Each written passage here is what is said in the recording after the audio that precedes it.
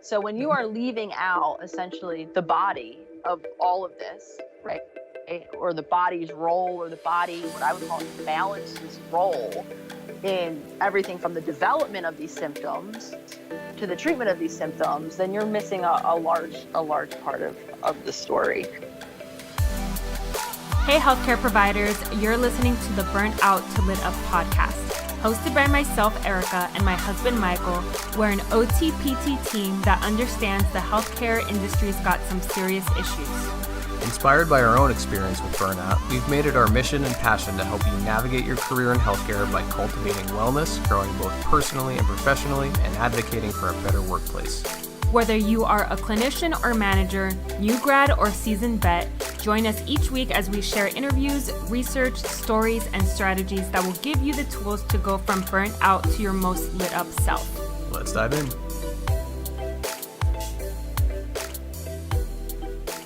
How funny was that video? Oh, so you sent me a video of a cat. What was it that like? So it's a video where this guy is like he has a cat and he's pointing the camera away from the cat and then going right back to the cat and then pointing away and then going right back.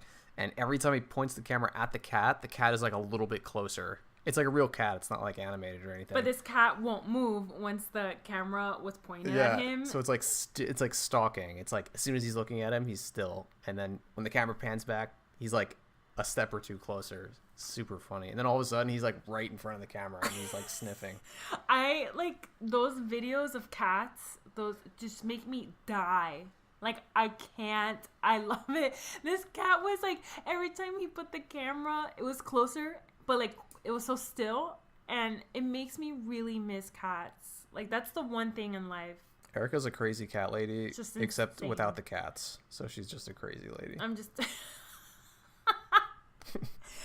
just great because we're doing travel therapy and we can't travel with a cat. I mean, like we probably could, but it's really not suitable for a cat and traveling. And I wear cat socks. That's my way to stay connected with the cats. You can feel free to send me cat videos. Did you ever see like the it's like a sweater and it's like a cat in space? I've seen cat space stuff. Yeah, cat space stuff is like big. It was big. I don't know if it's still big. I mean, I would still wear one. I would wear a cat space. Remember section. the cat in the keyboard with the keyboard Hawaiian cat. It was like one of the first memes of the internet. It was like you know, one of the cornerstones of internet memes. Oh man, yeah. Grumpy Cat was like really that was a fad in like 2013 around there. The Grumpy face. Cat, and actually that's a real cat. He was on Good Morning America. Yeah, so that little video that you sent me, it's just like the little things. This episode isn't about cats. No, it's not about cats. We just started that way, but it's like the little things during your day, the little joys just like I swear, like they make up your day. Like you sending me that video. I don't know. Does anyone get joy out of like these stupid little things with or without cats? It's funny stuff. Yeah, it's good. It's good stuff. But welcome. Yeah, welcome to the show. Yeah, we had an awesome guest this time. You guys are going to love him. Yeah. Oh, I got to announce really quick. So last episode, we were recording this little bit while being live on Instagram at the same time, which we realized didn't work. And I rambled a lot. So I really apologize for that. I think I rambled more than usual. I think just the pressure of being live and doing this was like a little too much. Yeah. But anyway, yeah. Oh man, we have an amazing guest. Yeah, Nicole without the H. You were spelling her name with an H. Yeah. Like who? I mean, that's a real thing. It is a real thing. It is a real thing. People spell my name, Erica, with a C, which is more common. But I get really impressed when someone, if I'm at Starbucks, they ask me, "How do you spell your name, with a C or with a K?" I'm like, "Thank you for taking the time." To really make, again, it's the little things, guys. it's the little things. But yeah, Dr. Nicole LePera. LePera is I thought she was Spanish, but she told me her name was Italian. And then I told her, well, people think Del Pozo is Italian. I mean, it can be, but if you add an extra Z, but it's Spanish. So like, and you know, she's cool. She's from Philly. That's where you're from, Mike. Yep. I mean, you're not technically from Philly, but you're like, Go Phillies. go Phillies, go Eagles, except we're having a rough start to the year. go Penn State. Yeah. It's not really a Philly thing, though. No. It's like more of just a state thing. Anyway, she's from Philadelphia. She is a holistic psychologist, and she, first of all, you gotta follow her Instagram. It is lit, like, whoa. Her Instagram has made such an impression on me and on many people. She has this tribe, the tribe of self-healers, and Nicole, you know, talks about her journey, like learning the traditional, conventional things you do when you're becoming a clinical psychologist, but she went on her own investigation to figure out some things that just weren't adding up. She was having some symptoms of her own and like blanking out, and she realized that she needed to solve this problem for herself and realized that there are a ton of gaps in the conventional system. And she really talks about food and the gut. This actually, we have a part 1 and a part 2. So that's how amazing she is. Like, she has so much to share. And in this episode, we talk about the body healing the mind, and in next week's episode, she talks specifically about the gut. So both episodes are just like mind blowing. It was great. It was great to talk to her. She completely delivers what needs to be heard, even if it's not sexy, even if it's not popular right now. I mean, she's eating organ meat, like, consistently, and, you know, she talks about that in the next episode, but she's like all about the self-healing and really like taking that seriously and authentically, and not this like fad, not this trend. It's really like the real stuff. Sweet. Yeah. I'm sad I wasn't on this particular interview, because from the way Erica describes it to me, it sounds like it was really awesome.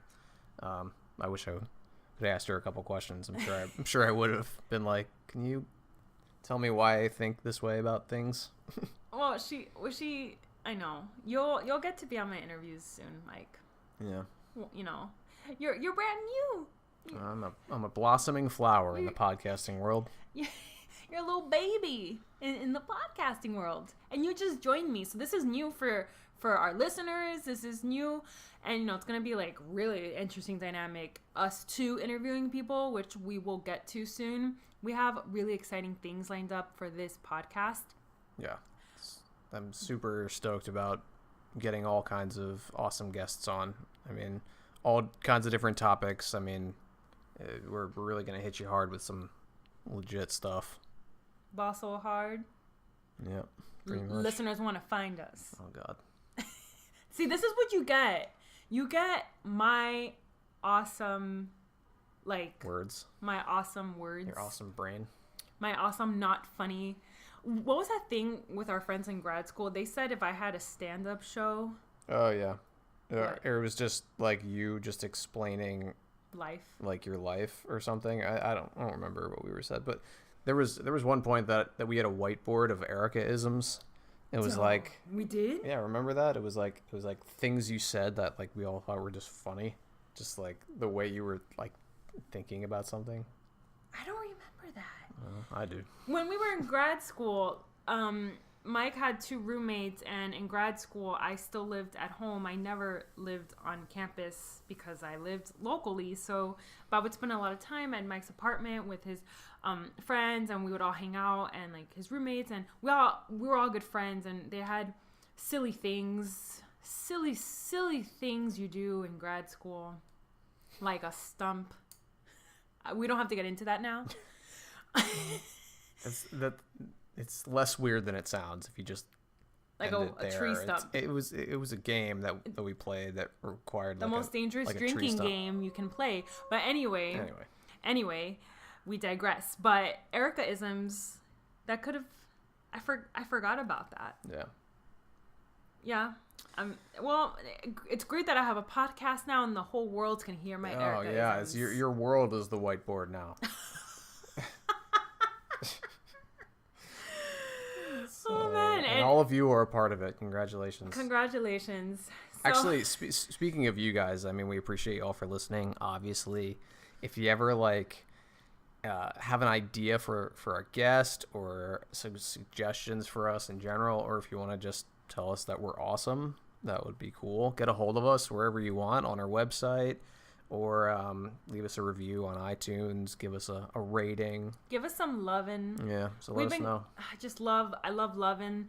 I love some McLovin. But it's true, especially like when you pay someone like money. For me, having a review on the iTunes or having any sort of like rating or feedback is like paying me money. It makes me even happier than that. Like this is impact, this is a free education. This is our impact in the world. And we thank you so much. And you know what, Mike, I should interview you one episode because I still feel like people don't know, like, I got some stuff to say. Yeah, I'm sure you do. So, all right. Well, okay. Without further ado, but one more thing is that wherever you see episode notes or show notes, wherever you see notes for this show, whether it's on our website or on iTunes, wherever you listen, there are 2 free guides. There's a free guide for OTs and CODAs on how to use mindfulness with your patients and how to use mindfulness with yourself, regardless of your patient's age. So just some tips to really get you started implementing mindfulness in your treatments. And then another guide is just more holistic in terms of like stress and burnout, the ultimate stress and burnout guide for healthcare professionals, and that guide is pretty deep. So if you're, it's like 40 pages. It's not 40 pages. It's like 30 pages. Well, it's either way, it's a lot of value for free. It's a lot of value. It's for you if you're feeling you need like a little reboot. You want to do some work on yourself and really manage your stress and prevent yourself from getting burnt out, as Mike and I know how that goes. So yeah, just check the links for those free guides or wherever you listen or read about us. So, dum dum dum. Goodbye. Goodbye.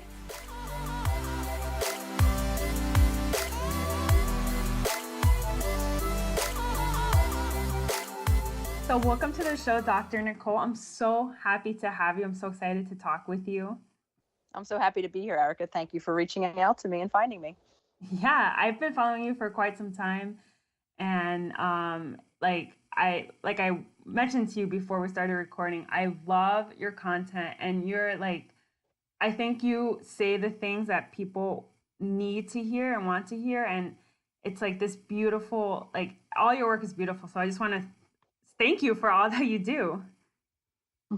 I appreciate that, and it's funny you say that. I think one of the biggest things that personally, internally, I had to get over being so hard trained in my clinical work for so long, saying things like you just said that people want to hear, need to hear, didn't necessarily come naturally to me.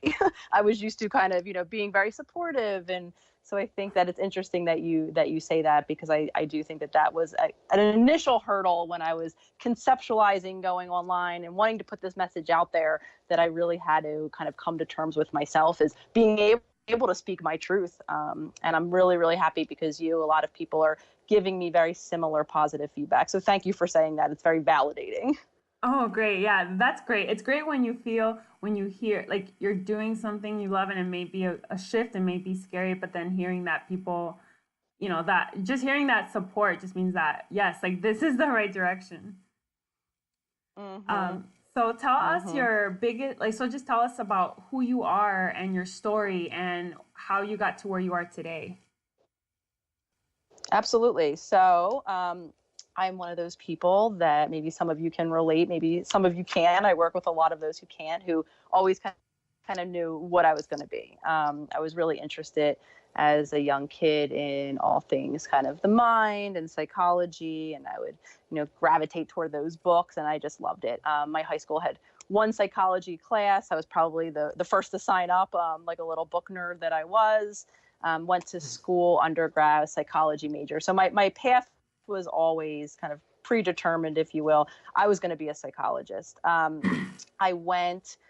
started to get, so part of at least it's changing now, but back when I was in training, it was really hard to get clinical experiences without higher level degrees. But I went to school at Cornell, and I was in Ithaca, and Ithaca actually, well, Cornell itself has a very high suicide rate. So there was a big active, suicide hotline. I think, I work with a lot of Penn students now, so I think it's a little bit of the environment, obviously like the rigor of the academic environment, but I don't know how much you know about upstate New York. It's cold, it's dreary. So I have my theories of why that was the case. But regardless, there was a suicide hotline in Ithaca, and I went and I volunteered on it. I want to say I was like a sophomore in college, and they actually were in such need of people, and we went through a pretty intensive training. So I started to do the clinical work very early, and I loved it. So I went, I took a year off, I moved to New York City, and then I quickly enrolled in a master's program in New York. So at this time I was training in clinical psychology.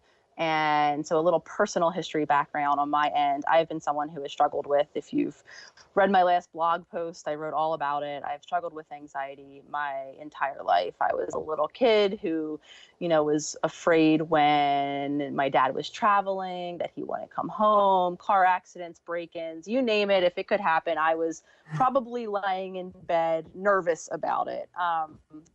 So I've always had the battle with anxiety. So when I was in New York at the time, I was in grad school, and my mom, who I write a lot about her, she's been chronically ill for as long as I can remember, more just kind of borderline consistent things. But when I was in my early 20s, I want to say I was in maybe the first year of the program, she was diagnosed with a pretty serious heart condition.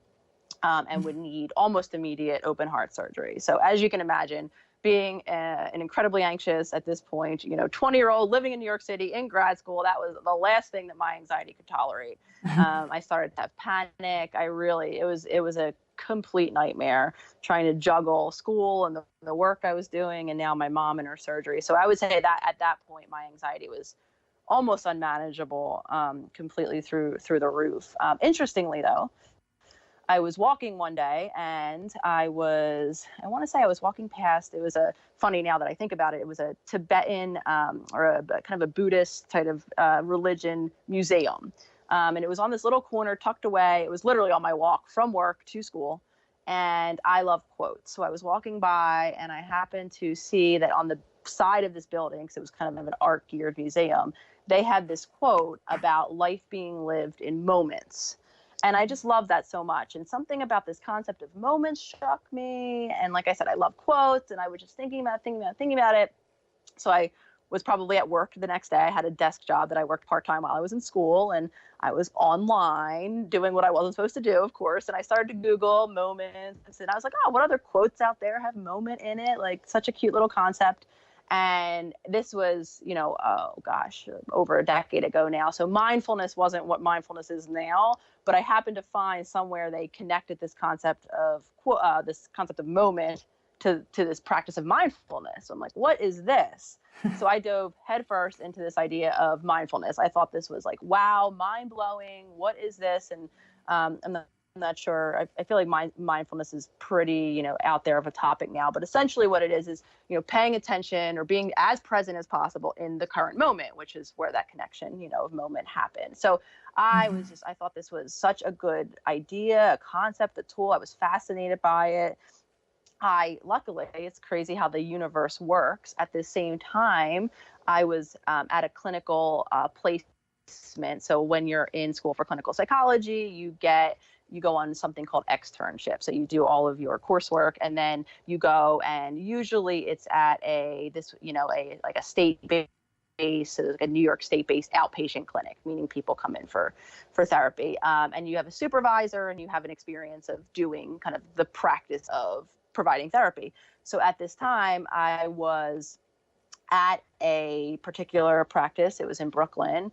And one of my supervisors there was trained by one of the masters, if you will, in this thing called mindfulness-based stress reduction, John Kabat-Zinn. So he fully knew it, was utilizing it with his patients. And I was like, wow, this isn't the universe. So again, I drank the mindfulness Kool-Aid. I started to use it. It started to help. I started to feel a little better in terms of my anxiety. My mom weathered the surgery, life moved on. Fast forwarding now, I ended up from leaving New York City. It just wasn't the place for me. Ended up back where I'm from in Philadelphia. Opened up my private practice, was practicing along, really was using mindfulness very heavy in my clinical work, in my practice, in my daily life. But there were still moments where I felt like I had this knowledge, this thing that, like, in my opinion, at least, could solve pretty much everything I was going through with anxiety, but my anxiety was still there. I still had I struggled with a lot of the things that I work with a lot of people that are struggling with now. I just felt tired all the time. My brain felt foggy, this big thing, brain fog, is talked about now.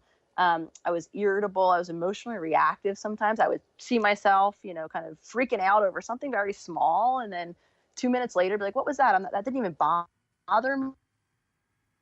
Clearly that wasn't mindful. So I started to have these moments where I just, and honestly, I started to think that was just normal. I thought that was just how normal people, right, who are at this point now, I'm entering my 30s. I thought, okay, this is stress. This is life. Everyone I knew and talked to felt the same way, so I thought, okay, I'm doing pretty good. I know this mindfulness thing, like my life looks okay. But if I was honest, I'd feel okay. And then I had it was actually kind of 3 major instances where I started really serious physical symptoms. I fainted. I fainted on 2 separate occasions. I fainted when I was I just kind of was sitting there. I was with a group of friends. I remember very specifically, nothing felt out of I didn't feel any different than I normally did. She was taking me, she lived in a little development. They had a shared pool. She took me out for a tour of her pool, and the next thing I know, I came to, and she's over me screaming for her husband to go get me a glass of orange juice. And I was like, whoa, I had clunked my head. Really freaked me out. I never fainted before. Was dizzy, but never really fainted. Wow. And it happened a second time, actually. It happened it was very scary. It happened New Year's Eve day. And we have this little street in Philadelphia. It's called the Italian Market. It is what it sounds like it is. Little Italian shops, things like that. And I was in a kitchen supply store, and I needed something for the meal I was making that night. And I'm sitting in the store, and it happened again. I fainted. At this point, everyone's around me thinking probably I started my New Year's celebration too early. There's a girl lying on the floor sweating at this point.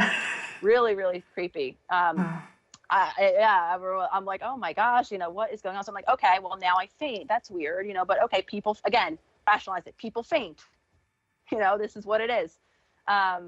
And fast forward probably a couple weeks at this time, and I was sitting, this was where I knew that something was actually seriously wrong. I was sitting in session. I was having a conversation with someone that I've been seeing for a very, very long time. I was in the middle of a sentence, and my mind went blank. And it wasn't the normal, this happens probably to you, to me, all of us often. My mind was blank, but I can find a trail of maybe what I was going to say and, come up with something to say next. But at this point, I literally, I froze. My mind just felt like, I call it my brain glitch. It was the craziest feeling in the world. I had to tell the person I was working with, oh, I'm so sorry, this is what happened. I started to sweat. I started to be like, wow. So I went home. Long story short, I dove into the research at this point.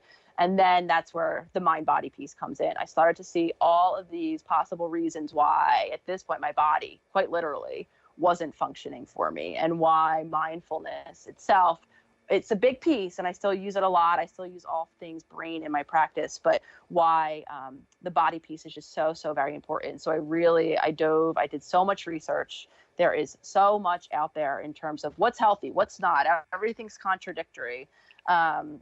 I changed my diet more or less completely. I can tell you a little bit about the things that I did later if you're interested. I changed my diet. I added lifestyle practices in, on a daily basis. And I really dedicated to healing myself. And like I said, really acknowledging the body piece of mental wellness. And then through my own journey in doing that, I started to, realize how important this was then in my clinical practice. So on top of mindfulness, I really started to do a shift into everyone I work with now doing really talking about the connection between mind, body, how it is, all of the stuff that we need to do to have a balanced body. So I have a practice in Philadelphia. It's called the Mindful Healing Center, where I do work with people directly. And I started to realize, not only with the people that I was working with, but a lot of my practitioners, my colleagues from all around don't have this information. And obviously I looked to the internet and I was like, wow, this is a place where you get information out. So within the past couple of months, I've really started to take this onto an online platform. I have a blog. I'm really kind of trying to share everything that I've learned and really trying to empower some people, because I truly believe that we are all capable of healing ourselves in a lot of ways. Not only empowering the people, but I'm really trying to make a difference, I think, with a lot of practitioners too, because I think a lot of people had a similar experience like myself in working with patients as well, where there's a frustration when for a large degree, we know, right? We know what we have to do. And I work with some very insightful people who have all of the awareness in the world and like get it, right? But feel so frustrated because they can't just actualize the change. So, not only do I want to empower people to have the tools that they need to heal, but I want to empower practitioners to, I would say the same thing, have the tools to help people heal. Oh, so that's kind of God. my story, what's brought me here in a nutshell. No, I mean, I'm like so fascinated, and thank you for sharing that and being vulnerable, because I know some people have this perception, even someone I was just talking to recently that is doing mental health counseling. She's like, well, if I'm not perfect, like who am I to help people with their mental health? But it's like, we're all human.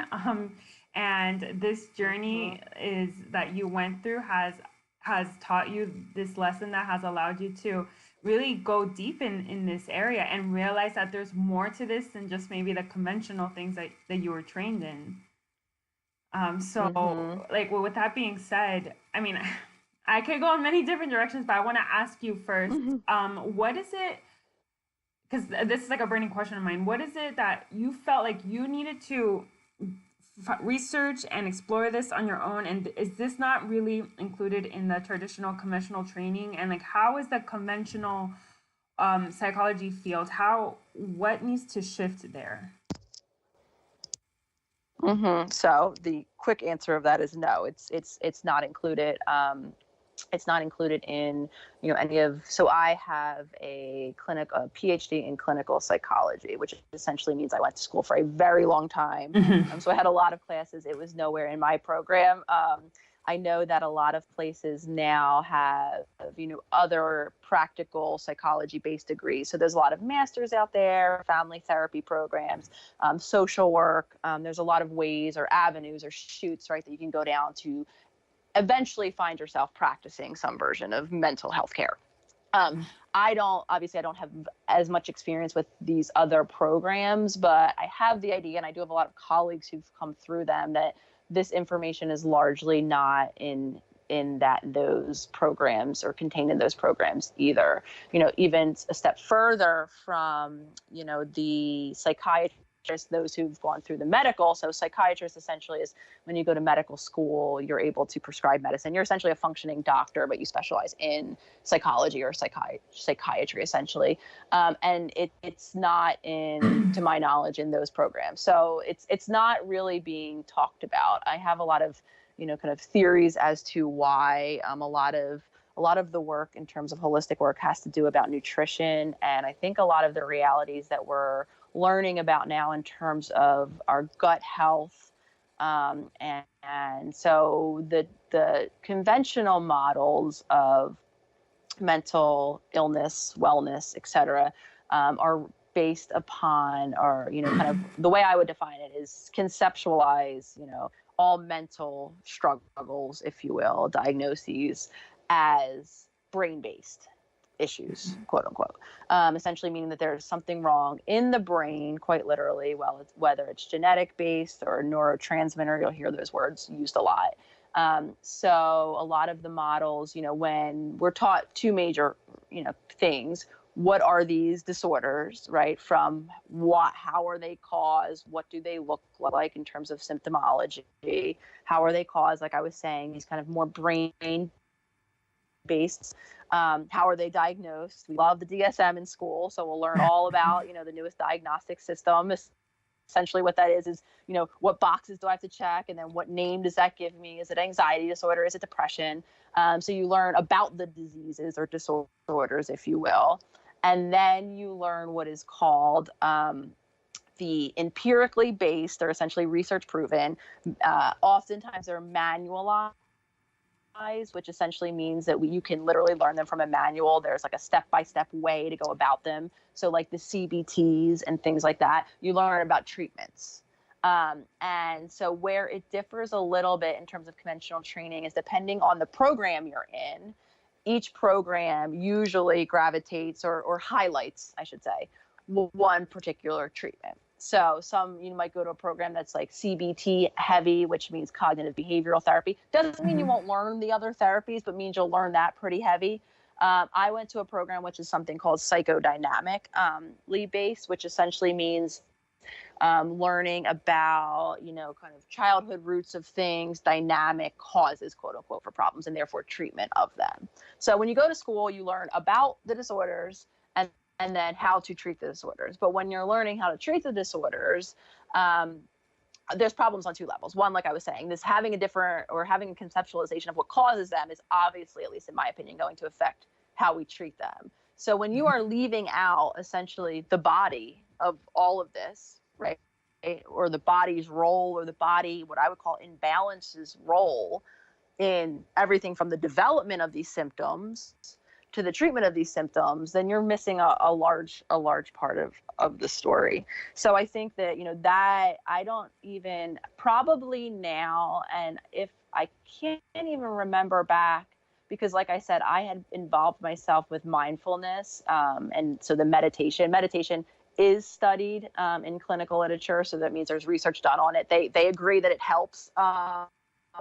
But like I said, I was doing this separately, individually, personally in my practice, my externship practice. I don't remember if I had an official class or had a class where it mentioned even meditation at that point. But again, that was many years ago. I'm sure now that there are programs where at least meditation, right, is cited as a possible, helpful thing in terms of treatment. But other than that, nothing else in terms of the body, nutrition, lifestyle, it's just largely ignored. But like I said, my belief is that some of this truly mirrors what's also happening in the medical field. Like, I don't feel like the medical field is acknowledging the body component of things too. So it kind of makes sense then that psychology is following that same lead, I think problematically so.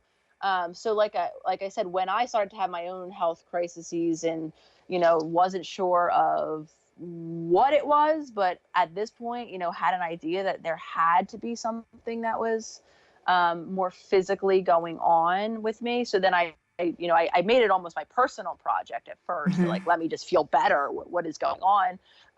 But then I, became aware of all of this literature out there that I just wasn't made aware of in school. And, and again, not to say that the literature is contradictory sometimes. I mean, if you're on social media in any kind of nutritional space these days, I mean, there are straight up debates about different eating patterns, ways of eating and diet, things like this. So, I got really overwhelmed at first, starting to see like, oh, wow, there's a lot out there. But after just kind of narrowing it down and using myself as, my test subject, at least at first, I started to really make sense of it all.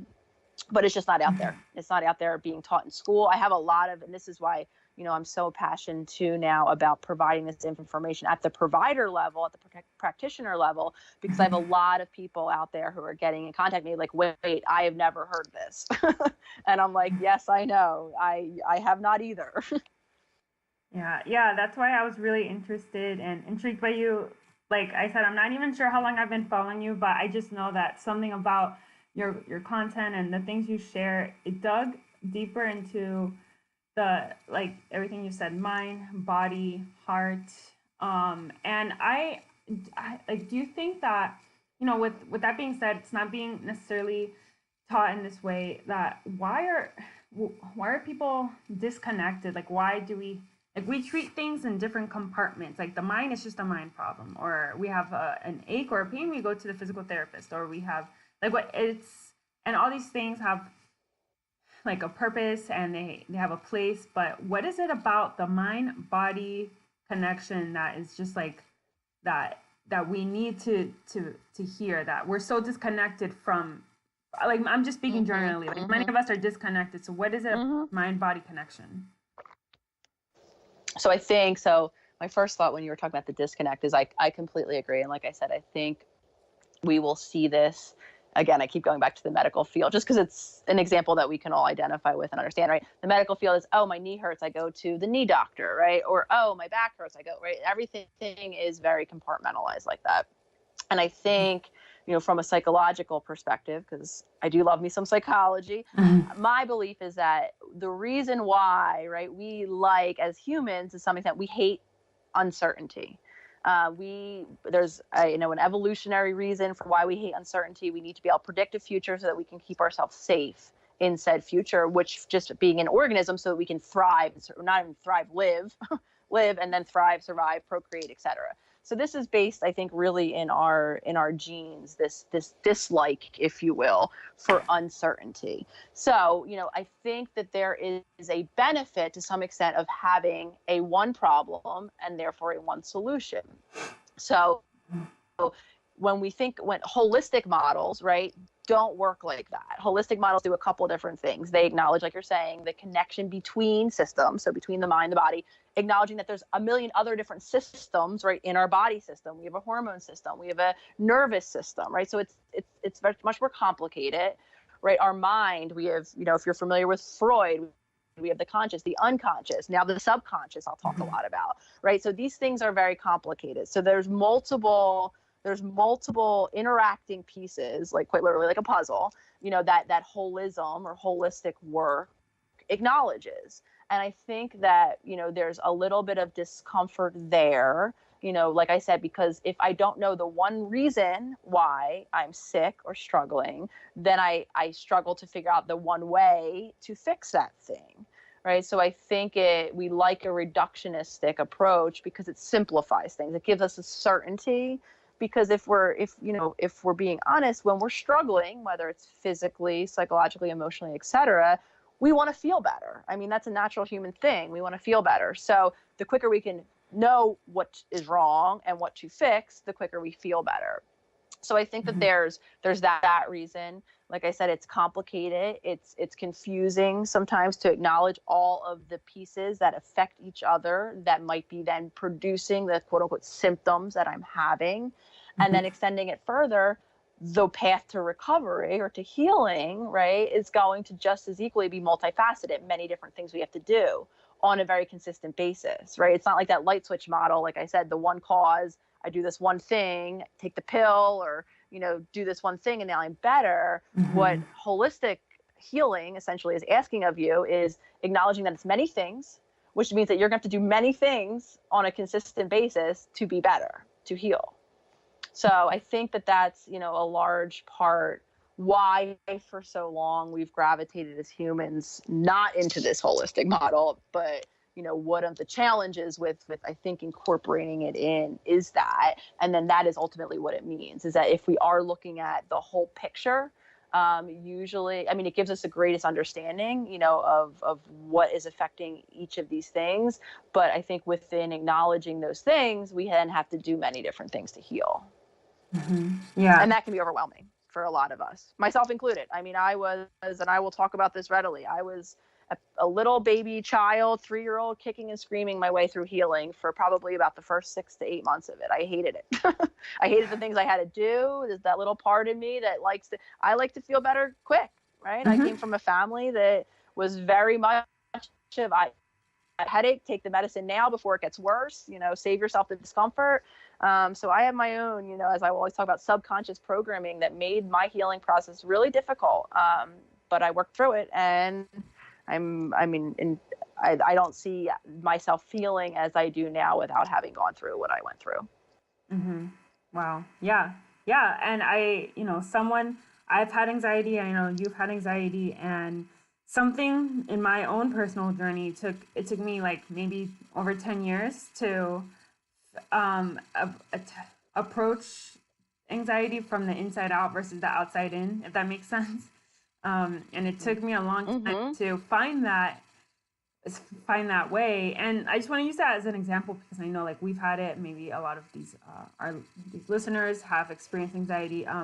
When we're talking about the mind, body, heart, brain, everything connection with something like anxiety, for example, like I can, for someone that's not really familiar with anxiety, like for an example would be like, I just have this thought and it causes my amygdala to go out of control. And then it causes my heart rate to increase and my breath causes a shortness of breath and all these symptoms. And it's like, what is your approach or what is your, like understanding of this, how the role of understanding the body in terms of healing from anxiety?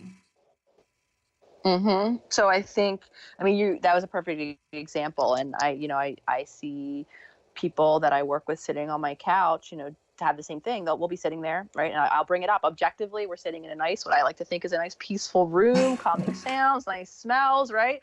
And before I know it, I'm looking across from someone who's in downright panic. Why? Because like you said, they had a thought, quite literally, right? Which, like you're saying, that was a beautiful illustration of the actual connection. Our thoughts, right, then trigger changes in our, everything from our energy in our body. I'm a believer in our body as an energetic system, down to our physiology, right? What neurotransmitters, right? That's what we like to talk about when we're talking mental health.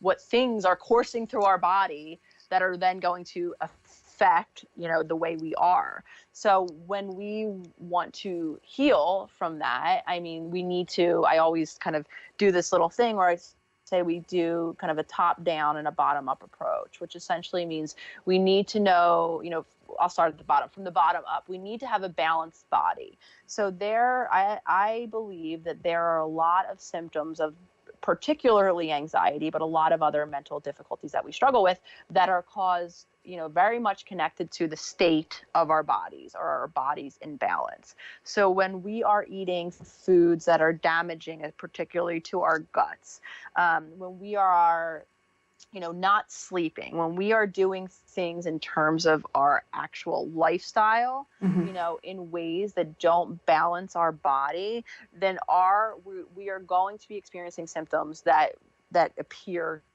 to be, that are very anxiety based. We're going to be shaky. We're going to be irritable. It's like everything I said I was struggling with earlier. Our brain's going to feel a little off. We're going to be tired. We're going to be reactive. So the first big piece of any holistic healing is getting a grip on that.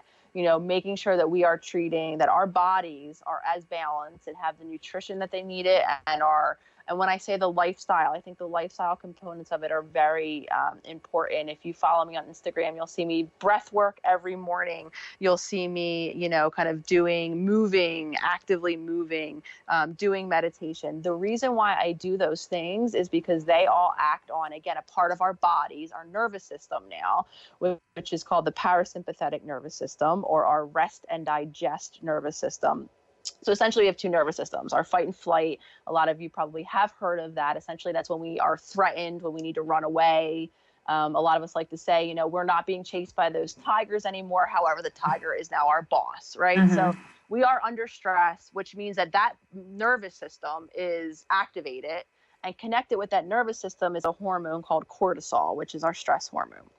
All right. So again, now we're talking acknowledging all of these ways that our body is not balanced and is not helping us in those moments and is having actually symptoms that are anxiety related or based or very outright panic, even depending on kind of, the spectrum of how severe these are. So when I do those things, those meditations, those breath work, what I'm doing is I'm activating that other system, that rest and digest system. I'm turning off what is an often overwhelmed, overused, overtaxed fight or flight system. I'm decreasing my cortisol. So when I'm doing that, when I'm eating well, when I'm sleeping, sleep is a huge, huge, huge part of it.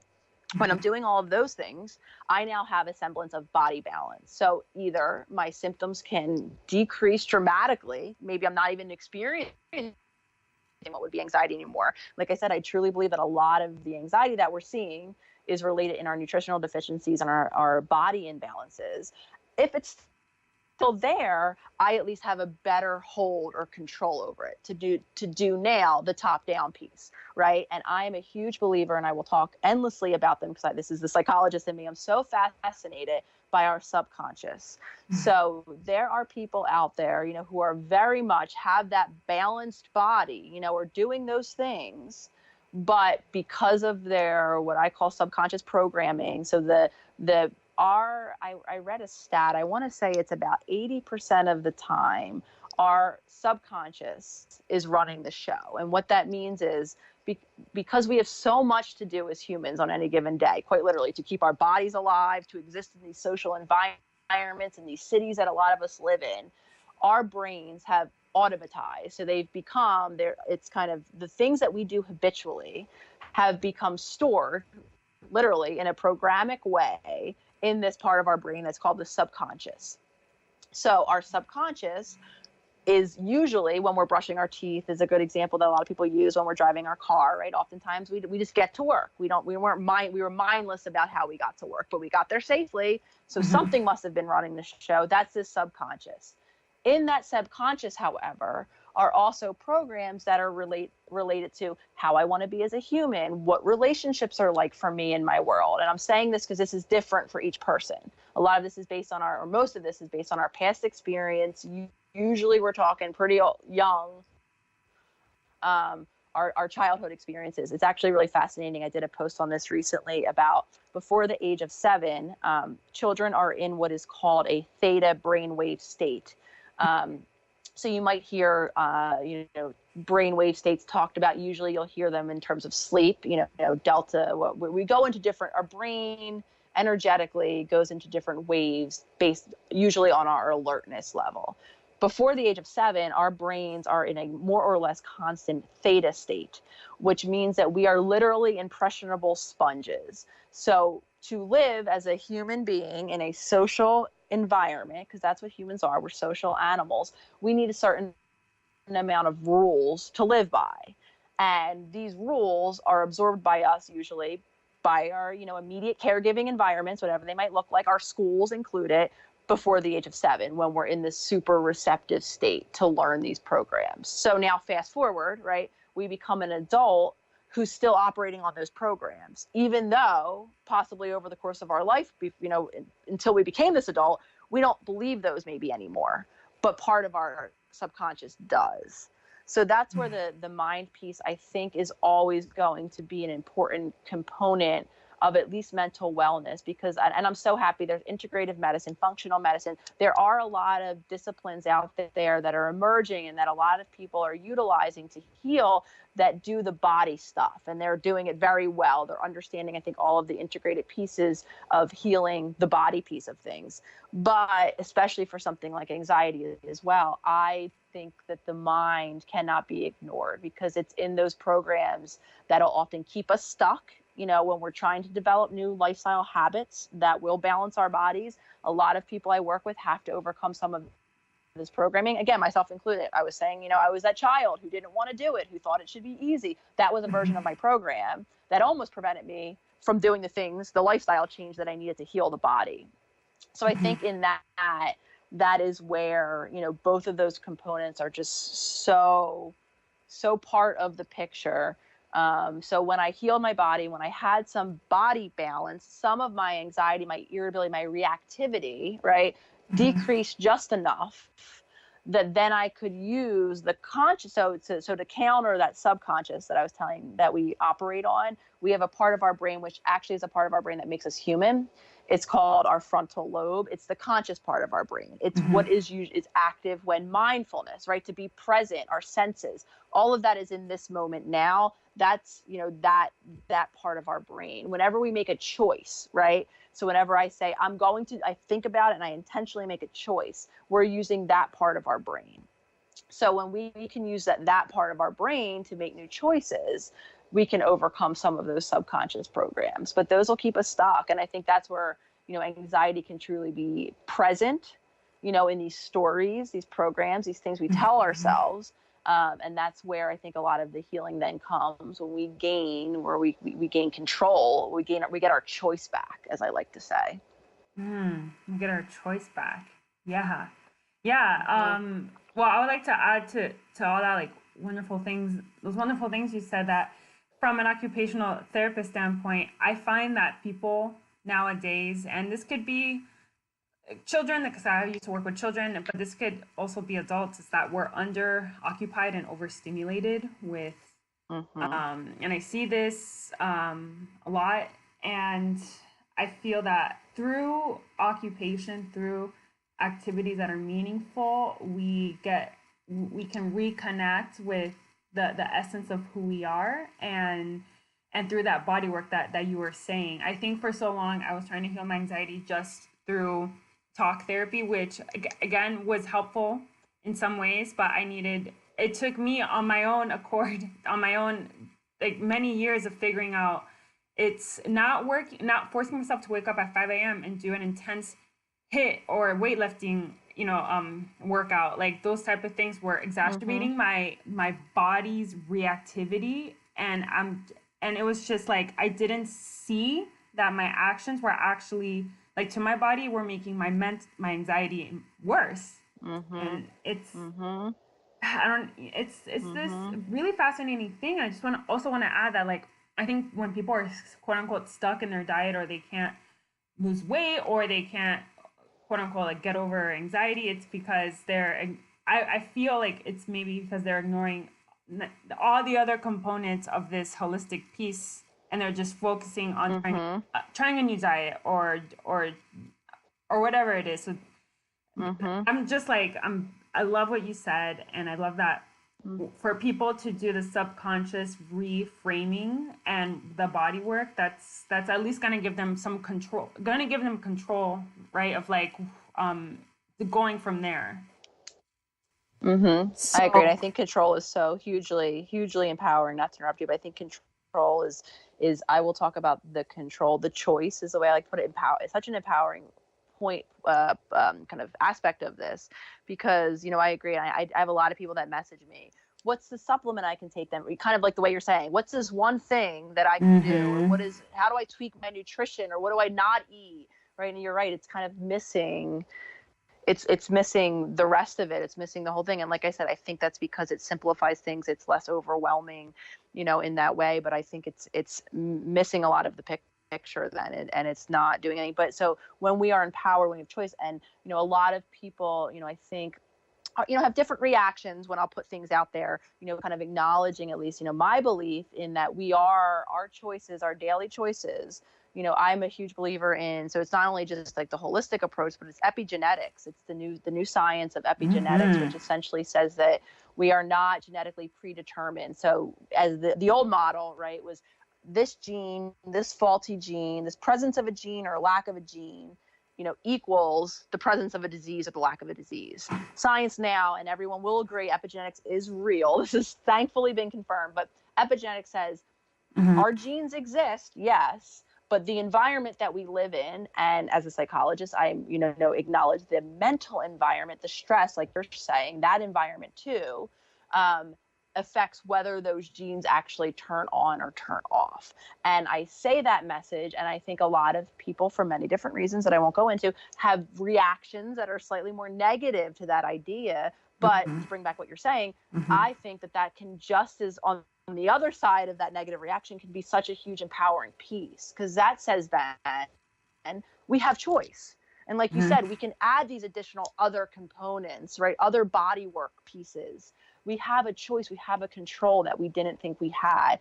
Much more empowering can that be? Mhm. Yeah. Yeah, and I just, like, I know it's funny, we're under this illusion or impression that sometimes we're in control, but then something, a quote that really I read, what's the word, I resonate with, a quote I resonate with now is, um things wait, I have two quotes, I don't want to get them mixed up, but one of them Mm-hmm. is, things happen for you, not to you. Mm-hmm. And Mm-hmm. something about, like, I think a lot of people, like, we live our day to day just putting out fires, but never take a second to let ourselves truly be in control. And I think a lot of people can spend many years living just being things happening at them, or instead of like stepping into that power. So how can we, as humans, how can we use our thoughts and start with the subconscious to transform not just our brain but transform our lives? Well, I think I'm going to go back to, interestingly enough, that first concept that I learned that I guess started me somewhat on this journey, which is mindfulness. I think in the present moment, right, is the first step. And any program I do, anytime I work with people, I will very early on talk about what mindfulness is, right? And I will teach, right? So there's two ways we practice mindfulness, right? We do that, what is called formal meditation, which is, I think, what overwhelms and is, scary for some people. And I get it. It is scary. Sitting with our thoughts until you've done it, it's frightening, quite honestly, sometimes. And minutes feel like hours when you're doing that. So I totally understand. But there's what's called the formal, right? So you sit quietly in your room, you focus on your breath, maybe you do a guided meditation. That's, kind of the formal aspect of it. And then informal essentially is, expanding that, living mindfully in a moment. So what that means is, instead of, right, mindlessly walking to work where, my headphones are on and I'm not really tuned into anything. I didn't really hear the podcast that was on. I didn't really see the people that I walked by, right? How do we bring ourselves back to the present moment? Because I think the first step in any change or in any habit development, in any subconscious reprogramming, is, like I was saying earlier, we need that frontal lobe, right? We need to shift out of our unconscious. And I think a lot of us, not only, right, are we, as you said, underoccupied and overstimulated, I love that, we are mindless, right? We are not present. And I am guilty of it too a lot. We are just not here.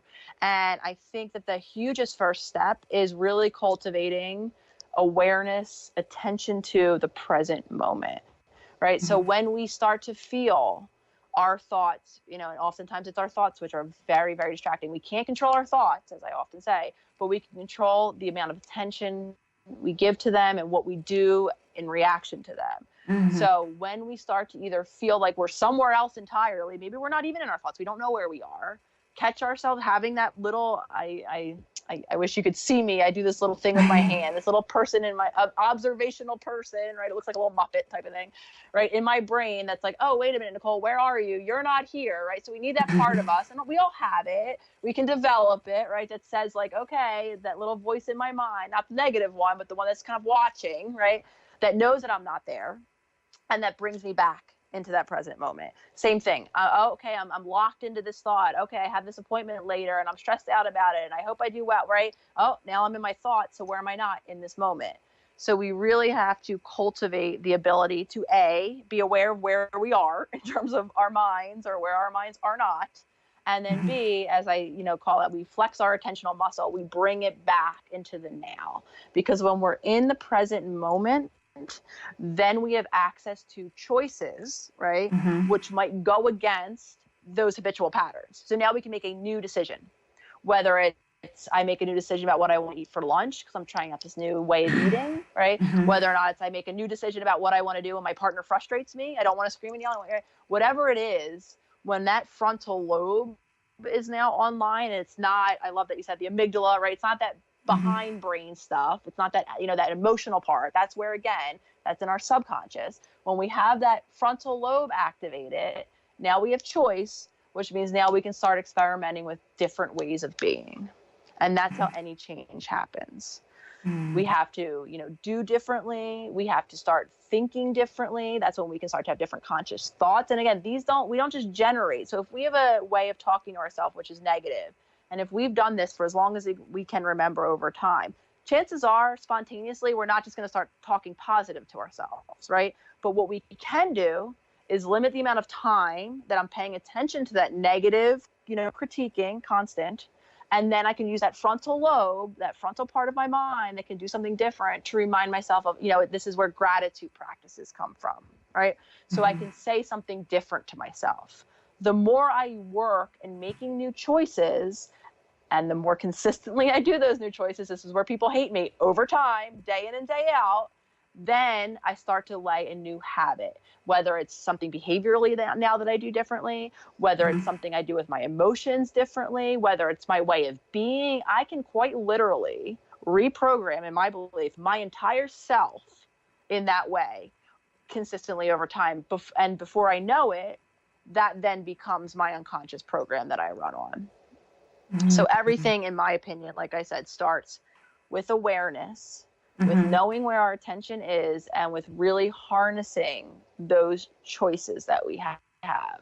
So making it a point not to be mindless, not to allow that subconscious to take over, because what's going to happen if we do? We're going to do the same thing we've done all of these years.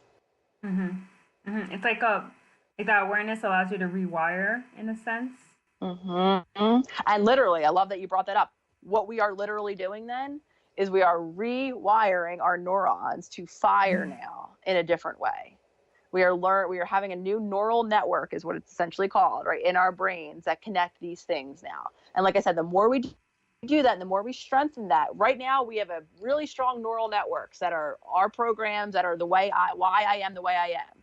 They can be overridden. You can relearn those. So you need to start strengthening. And quite literally, I love that you said that. That's what we do. We are learning. We are having neurons connect that haven't connected before, and then we're having them connect again and again and again and again. Yeah, and I think some people, I've talked to people, and even I've thought this is just the way I am. Like when someone has excessive worrying or these excessive anxiety, anxious tendencies, and that's not the way you are. Like you decide how you want to be, and that begins with awareness, because you are how you decide to be. And what'll often happen too, and my story is an illustration of this as well, sorry to interrupt, but a lot of times the way we think we are is very much then connected to the way, usually it's our families, our environments are, right? So we can see a connection. Okay, so for me, it was, I'm like this because my mom was very anxious. She would not admit that she was, but she was very anxious. I was very aware of it as a child, right? So then that's even more evidence for, well, this is why we are the way we are, right? So if you believe in, I have the anxiety gene from my mom, or it just runs in the family. This is how we are, right? So then we start to buy into and strengthen this model of unchangeability, right? This is I have no choice. And then if we have some friends, right, who we like to surround ourselves with similar people, usually we have friends that all feel the same way too. Before we know it, like you said, this is just how we are becomes the religion. Yeah. Oh, yeah. Yeah. Thank you for elaborating on that. I have one more question before I want to ask you where people can find you and close it up. But you posted something about the heart recently, and I can resonate with that because I do that myself when I meditate, and when I just have conversations with myself or with the universe. I put my hands over my heart and on my belly. But to see, I thought that was just something I did just because I did it. But then you were talking about how our heart has what was it, the biggest electromagnetic energy in our bodies, and how can we bring the how can we take the thoughts that maybe like, for example, people pray for or think about, and making something, connecting your body to that so that it becomes like how, can you talk about that? Of course. I'm so happy you asked. I love this. I read this in a book. I read about the heart and its energy field several years ago in a book, and I just fell in love with the concept. And I think it's a really important one, and I like to talk about it and get it out there because it explains on a physiological level, and therefore in a kind of scientific level, right, the reason behind why. A lot of you probably have heard of this concept, the law of attraction. Right, a movie came out. What was it called? The Secret. It brought up this concept. You think about money, it lands on your doorstep. Right, a little woo-woo feeling. I agreed to. I didn't really understand how that worked. Right. Okay, I just put a thought out, and then there's someone delivering money on a door. I don't get it. But I think when you understand, again, like I said, I mentioned this earlier. Our bodies are made of energy. So, like you were bringing up, our hearts have such an energy center in them, and So when our hearts are beating, whatever rhythm they're beating in, so if I'm nervous, it's fast. If I'm calm, it's slow. We are quite literally sending out energy, because energy goes in waves, right? So remembering from our science class, which I didn't really pay so much attention to, but goes in waves, right? Goes out, assumably into the environment, right? Where I can affect the environment. So if my waves are interacting, this is why sometimes too, if you're a person who is sensitive to energies, you can walk into a room and get a feel, or you'll get a feel for who you're talking to on a level that maybe you can't describe. So you might be talking to someone and just feel this ease about this conversation, right? Or you might be talking to someone and just feel like this tension. It's the thing that happens too when we're on a dark street at night, right? When something just feels off. Usually what we're responding to is the energy. So if we are, and the connection to the law of attraction is, we will hear a lot about, affirmations. Affirmations are important. Our thoughts are important. Absolutely. I am the first one. They are important. They are also important because thoughts have energy too. But so what is the most important part when we're, manifesting or affirming is that we get this heart involved. So like you did, right? You kind of touched your heart, you were touching the part of your body, connecting with it. What is integral when we want to be affirming something or manifesting for this future, either thing or aspect of myself. So I'm sitting there. So say, I want to manifest that I'm a confident public speaker, right? So I am in my, meditation, and I'm thinking, thoughts. Maybe I'm saying, I am confident at public speaking, right? I'm maybe envisioning me giving the next speech, and I'm envisioning how well it'll go, and everyone's laughing, and I'm doing this great job, right? But the important part is, and then I'm feeling how it would feel were that to be true, right? Mm-hmm. So that's where I'm embodying. So now I'm not just the thought, I'm giving a good confident speech.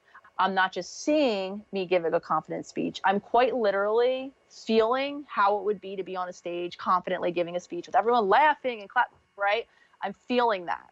And when I'm feeling that, my heart literally is changing its rhythm on some level. Mm. And I, back to what we were talking about earlier, not only is my heart changing its rhythm, right? But my thoughts have now controlled my emotion. I'm entering a new emotional state. I'm probably also sending chemicals, right? Neurotransmitters, hormones. My body chemistry is changing. So now I am, in that moment, that confident public speaker, right? Mm-hmm. And the coolest part about the brain is it doesn't care if it's really happening or if you're just imagining it to happen. It's good enough for the brain. It is its truth. And the more we do that, the more literally we teach our body how to feel and do and perform differently. So when we're in that manifestation and we do that long enough, consistently enough, before we know it, we are that confident public speaker because our energy has changed, our body has changed. So they're connected to the law of attraction, right? If I want a good partner, say, or a silly example, right? If I'm putting out there, and if I'm manifesting this, and if I'm feeling from the inside what it would be like to have this thing, my energy is changing. And now my energy is on a frequency that is going to match that thing I want, which is why it quite literally comes to my door and knocks on it, right? I mean, as silly as that sounds, but that's, from the, it's called quantum, right? From the quantum world, that's what's happening, is that when we change the rhythm of our hearts, our energy that we're putting out into this world is changed, which means that we are going to be attracting different energy, possibly different things, different people, different results back. So we can change not only our person and our way of being in this way by changing and connecting with our hearts, but we can quite literally change our environments with our hearts too. But that's the important piece. So it's great. I totally suggest everyone write your affirmations down, right? Mentally rehearse them. But when you're mentally rehearsing them, envision them as truth. Feel them as truth. Yeah. Wow. I'm so happy that you shared that. I've been going through this personal journey into everything you've talked about. And I would recommend, I don't know if you've heard of the book, The Habit of Breaking Yourself. Yeah, that read really got me into this world to understand the reality of it. So I would recommend that. I absolutely love him. So, oh my God. I love him. I think he is such a visionary. Yeah, yeah. And right now, just side note, I'm reading the book Conversations with God. Have you heard of it? I've heard of it. I have not read it. Okay. Are you suggesting it? I highly suggest it. I've never read Okay. I'm there's no noting it. category for it. But it's I I don't even want to say anything. I don't want Don't ruin it. I'll read it. Yeah. So, okay. So where can people find you and connect with you? Absolutely. So the thing that I'm most active on is my Instagram, and I am the holistic.psychologist. I post daily, lots of good information on all holistic wellness. So come follow me on there first and foremost. I also have a website. It is Y-O-U-R, Holistic Psychologist, all one word.com. On there, I have a mailing list. I send out PDFs. A recent one went out a couple weeks ago. So if you sign up for it, to your inbox will come a gut healing guide. So to do it'll take you through step by step how to start to heal our guts. And then I blog as well on that website. So if you're on the mailing list, you will get updates when new blogs are up, as well as other PDFs that I put together and things like that. So that is where I can be found. Come join me, share your journeys. I love it. I love the idea of community. My Instagram is very interactive. A lot of people are, on their own self-healing journeys. I'm always posting about them, sharing stories. So I'd love to hear from anyone out there, who is going through something similar, and come join our community of self-healers. I love it. I love that community feel that I get from you and your page. So my final question, what is your most lit up self? I love that. So I probably, you guys can guess this. I think my most lit up self is when I'm totally in a moment, when I'm just alive with it. And a lot of times, for me, I'm a very nature-oriented person. So a lot of times I can access that so freely in nature. So when I'm out and I'm feeling just literally one with the universe, so present, when my mind might as well be turned off, I feel just so alive. And I think what I would describe as lit up, because, my senses are there. I'm just fully in my person. I think that's just such a beautiful place to be, and the most healing place to be. Yes. Oh man, I love that. Well, thank you so much, Nicole, Dr. Nicole. Thank you. I really like this. Of course. I really appreciate you having me. It was great chatting.